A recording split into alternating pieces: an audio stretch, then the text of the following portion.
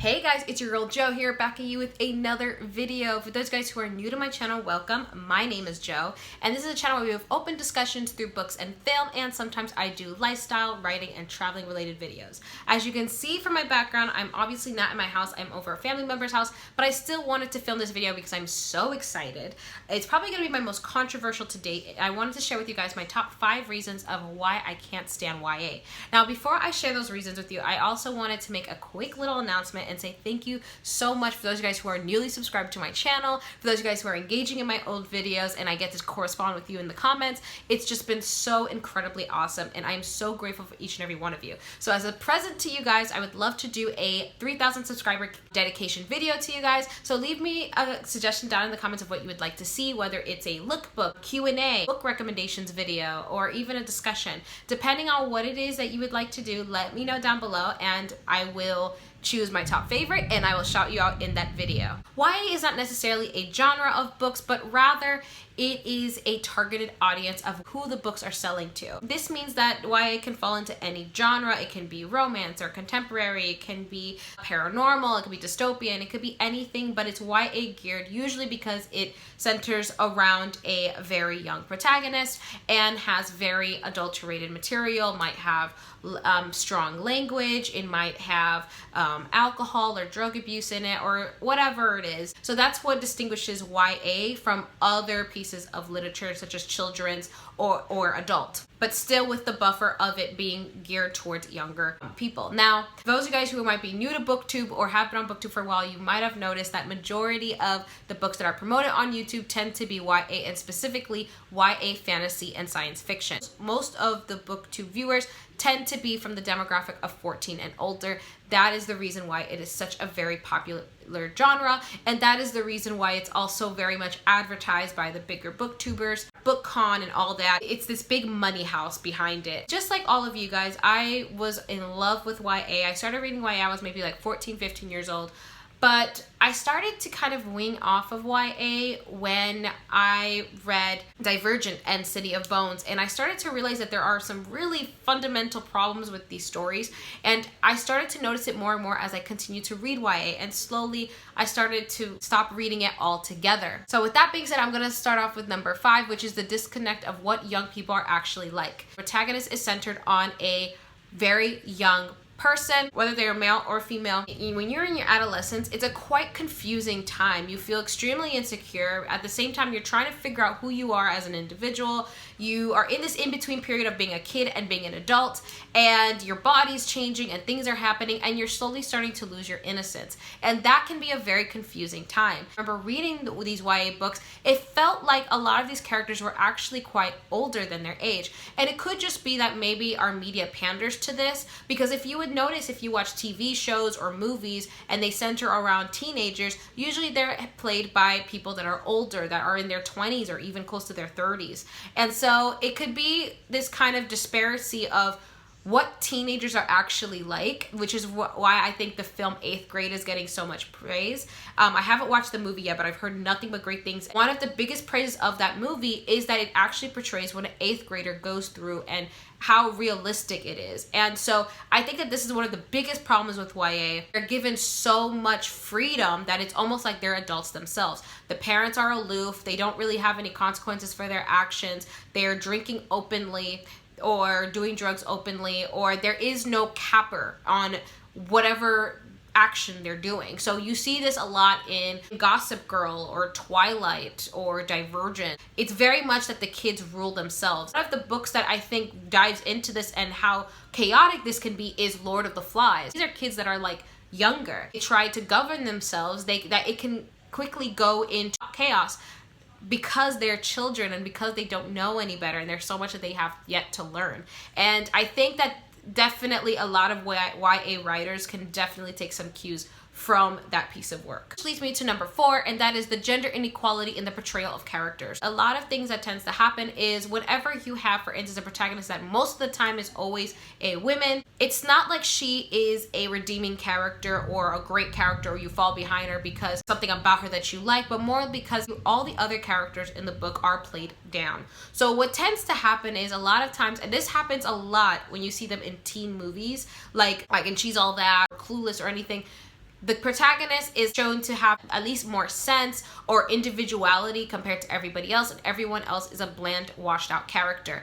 This has bled into YA books so much. A lot of times you'll have the popular girls that are aloof and they're superficial, or the guy jocks that are dumb, or the guy that is obsessed with the girl for some reason that is completely unknown to us.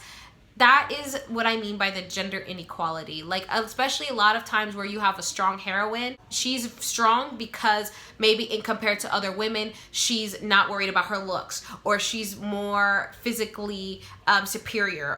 And that is just an excuse of lazy writing. Because if a character is good, you would think about what redeeming qualities. Is she clever? Is she quotable? What little quirks does she have and that are authentic to her? It's not like it's forced. Is she a good person? Is she a bad person? Is she questionable? Is she lost? All those things that can actually feed the character doesn't really get much consideration because it's focused on belittling the other characters in the book. Which leads me to number 3, and that is the diversity brush. This is one of my biggest pet peeves. A story can either be centered on someone of color, which tends to happen way less than just having a supporting characters or POC, but they become the selling point of the book. And that is, to me, one of the most offensive things ever, because it's like, oh, read this book. Book has an asexual in it. This book has a Hispanic person in it. And that becomes the selling pitch.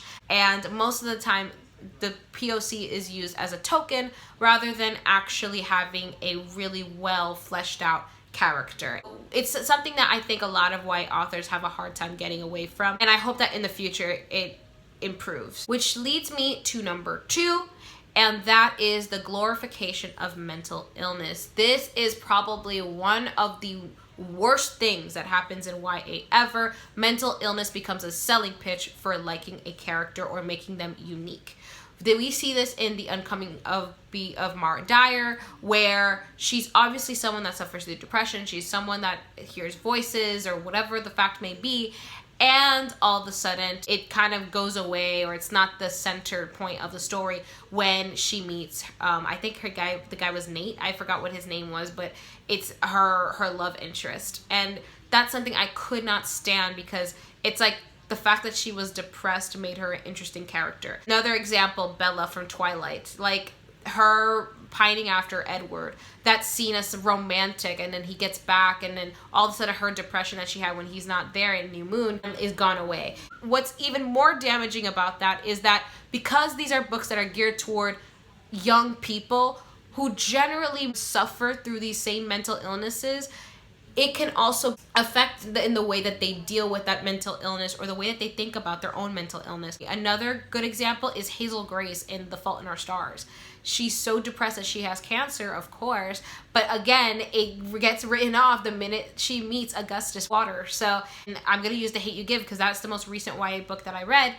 Star is so depressed, and she goes through these different emotions and stages dealing with the murder of her friend. As she passes through the stages with no sense of depthness or questions from her parents or any, like, it's not like it's ever really addressed in the book. It's just she goes through the motions, things happen, and then the book ends. It's not like we actually dive into the psychological parts of what Star Carter has to deal with in the wake of watching her friend get shot by a police. Mental illness is something that we don't talk about. It's something that is brushed over all the time, and in our books it's no different. Which ties in to number 1, and that is the thirst for romance. The minute a romantic relationship is introduced into the story, the main character loses all sense of agency. Center point becomes the romance. And on top of that, the portrayal of what a romantic relationship is. For instance, here's a perfect example, Hunger Games.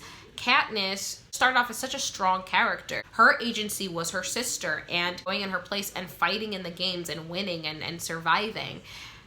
But then in Catching Fire and Mockingjay, we kind of don't know what to make of Katniss's character outside of that, and I think Susan Collins didn't know either, and so she's kind of going through the motions. We're trying to figure out who Katniss is as a person, and there's no really link on why she's doing certain things. Like, Why is it so important that Peeta survives for her? We have no indication that she actually loves Peeta, because she had this weird love triangle, but kind of not, with Gale. And then on top of that, her relationship with Gale is questionable too, because he tricks her to kiss him, and it's just these weird power dynamics between her and Gale. And then Peeta on top of that is a super submissive character who doesn't seem to have any sort of strength outside of doing things for Katniss, which again, we don't understand her character, so we don't understand why he's so obsessed with Katniss. Like, so as you guys can see, all of these are fundamental issues that just one book has, which is Hunger Games. And that is because romance is thrown in there just for the sake of it. It's like a checklist. You want a best book-selling novel, it has to have fantastic monsters, or like, oh, a romance, oh, a love triangle, or oh, strong heroine, but not too strong, because it follows the same rhetoric that I think Twilight established. You become used to it, that you don't question it. And so whenever people on BookTube criticize books like these that become massively popular, a lot of people take it to offense. It's just that these stories are not well crafted because we don't ask these questions. And to me, these are the 5 fundamental reasons of why these stories tend to be extremely weak. And I think also, in the grand scheme of the literary world, why YA has such a bad reputation as well. And so if we wanted to change, think critically of what kind of stories are we promoting on this platform, because BookTube is a very powerful platform. I mean, why is it that Zenith became the #1 best-selling book in the New York charts, or I think it was the top 7 or something like that?